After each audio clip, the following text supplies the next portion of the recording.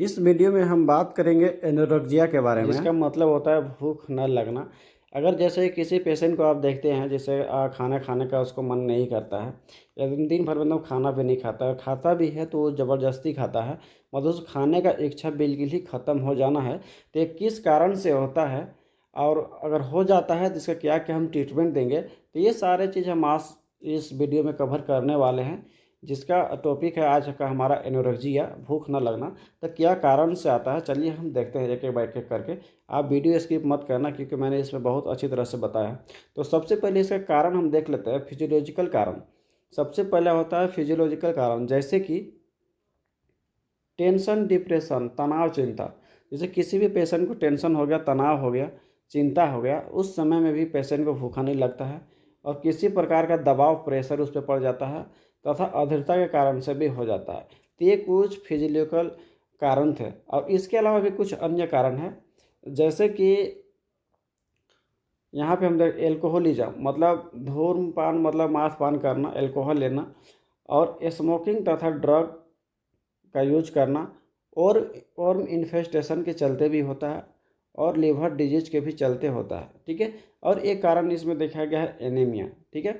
Anaemia body के किसी भी अंग का एबनॉर्मेलिटी की वजह से भी हो सकता है, जैसे कि इसमें का कारण जो मैंने बताया, ये कारण हो सकता है या तो एल्कोहलिज्म से हो सकता है, स्मोकिंग तथा ड्रग से हो सकता है, या फिर पेट में कीड़ा उड़ा हो जाता है और इन्फेस्टेशन होता है, या लीवर में कुछ दिक्कत है, तो ये कारण हो सकता है।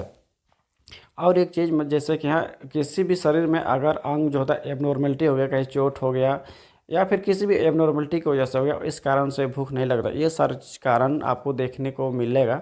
और इसके वजह से अगर भूख नहीं लगता है तो हम इसका क्या क्या ट्रीटमेंट देंगे वो देखेंगे। तो सबसे पहले हमको देखने को मिलेगा साइन एंड सिम्टम्स।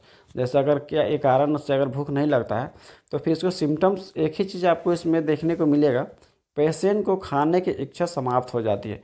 पेशेंट जो है एक भी नहीं खाएगा, एकदम इच्छा इसका समाप्त हो जाता है, यही इसका मेन सिम्टम्स होता है।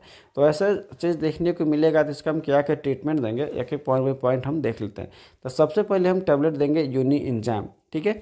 जैसे कि आप इस इमेज में आप देख पा रहे हैं यूनी एंजाइम। अगर इसका हम कॉम्पोजिशन देखें, जिस मेडिसिन में क्या क्या मिला हुआ है, तो fungal diastase pepsin and activated charcoal tablet होता है ये, जो कि एक गोली बीडी देना है खाना खाने के बाद, इसका डोज रहती है यूनी एंजाइम का।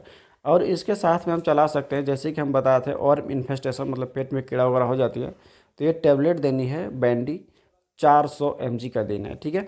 ये आप देख पा रहे हैं, ये बैंडी है, ये पॉपुलर ब्रांड है, किसी भी मार्केट में आपको मिल जाएगा, मेडिकल शॉप में।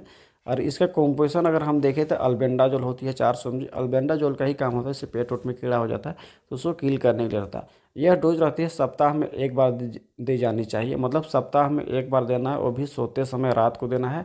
और इस टैबलेट का भी जब भी सेवन करवाए तो चबा कर करवाए तो बेहतर रिजल्ट देखने को मिलेगा।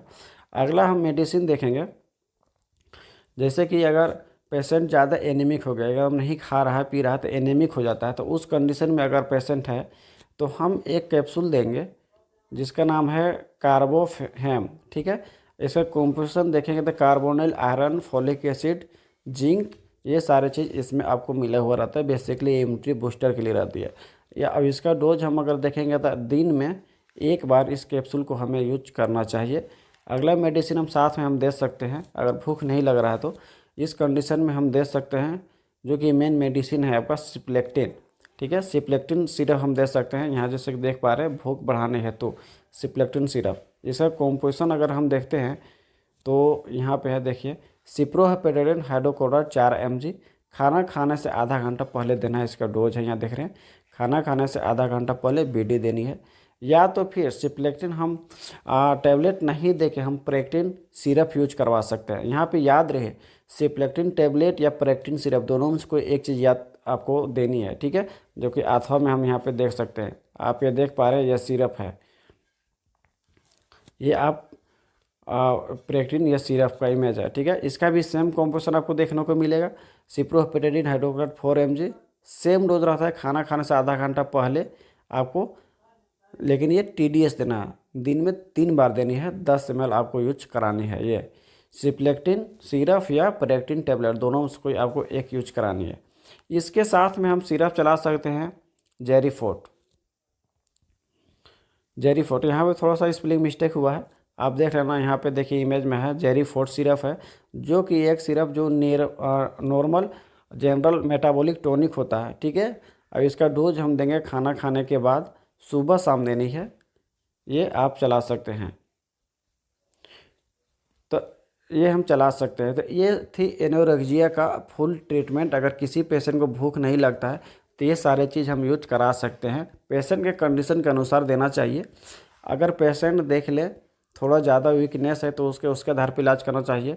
ये वीडियो में जितना एनोरेक्सिया के बारे में था मैंने आपको बता दिया। अगर फिर भी अगर कोई डाउट आपको लगे तो आप कमेंट करें, मैं उस पर स्पेशल रिप्लाई करूँगा आपको।